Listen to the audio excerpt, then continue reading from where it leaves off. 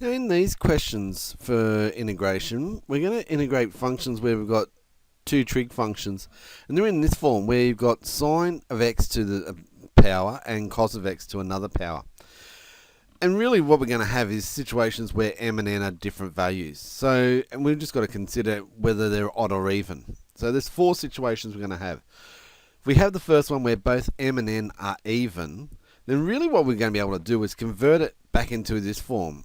And we're going to use sine squared x and cos squared x because they're in terms of even powers, so we can start to play around with that and get it back into these ones and start to do the multiplication, and you're going to be able to get these two multiplying and giving you the difference of 2 squares, so you're able to get cos squared of 2x. Then you can play around with that. So really we just got to look and say, well, if they're both even, it's an easy substitution of sine squared x and cos squared x because it's an even power, so it won't be a problem with no roots in there. If m is odd and n is even, so if the power on sine x is odd and the cos x is even, then we're going to do a substitution. We're going to substitute and let u be equal to cos x. If it's the other way around, if the power of m is even and n is odd, then we're going to do a substitution of sine of x. So it's either going to be cos of x or sine of x. So when sine's odd, use x u equal cos x. When m is even, when sine of x is even, to an even power, use sine of x. So remember it one way or the other. If they're both odd, doesn't matter. You can use cos x, sine x. Doesn't matter which one you use. It's up to you. Whichever one's more convenient, it's your choice. So let's have a look at some questions. This time cos is power of 3, sine squared. So because sine's even, we're going to use u being equal to sine of x. So du would cos x dx. So how does this work? If we do that, we let sine of x all squared.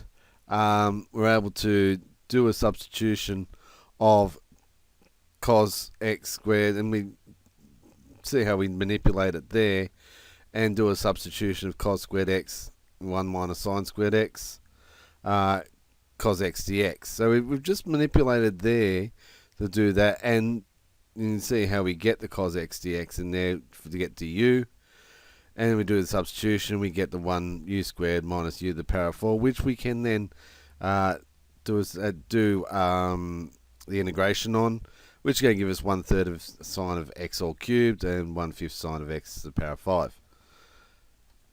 So both even in this case, we'll just do the substitution for sine squared x and cos squared x. Halves go out, multiply and give us a quarter there. As I said before, this will give us the difference of 2 squares, which is 1 minus cos squared 2x, which we can then do a substitution of a half outside of 1 plus cos 4x, and now we can integrate. And we end up with our function down there when we integrate that. Both odd, so we've done a substitution of letting u be equal to sine of x. So we substituted in there, and remember cos squared x is equal to 1 minus sine squared x, so we can write that as 1 minus u squared. So u cubed outside 1 minus u squared du. Notice we've broken it up because it's cos squared x times cos x dx. Again, multiply it out, do a substitution, do the integration, and then substitute sine x back. You could have, as I said before, you could have done cos x and it would work out a little bit different, look a little bit different, but it'd be give you exactly the same values. Sine's odd, cos is even, so that's where we use cos being the substitution. Again, we do the manipulation, we get a minus sine x, so we need to do a manipulation in there because we break sine x up, and so we've got the sine squared x, and then 1 minus cos squared x for sine squared x. The sine x dx becomes du, or minus du, and then we do a substitution for the cos, integrate, expand, integrate, and then get our expression there. So another one we might see is these rules. Now we don't use these rules in the extension 1 course, and a lot of times in extension 2 questions when you see these, because they're not very common, the first part will be either to prove it. So if you want to prove these ones, really what you need to do is expand the right hand side there to get these, and that's usually the first part of the question. But again, because it's extension 2, we have to be able to use these expressions to solve questions like this. So proving that identity first, and then hence integrate that expression. So when we take our left hand side there, we get down to 2 sine AX sine BX when we do that expansion and collect our terms. So we're able to prove it using our rules there. But then when we look at that, we're able to take this expression here and put it back into this formula here. So sine 3x 2x will give us 3x minus 2x gives us x, and 3x plus 2x gives us the 5x.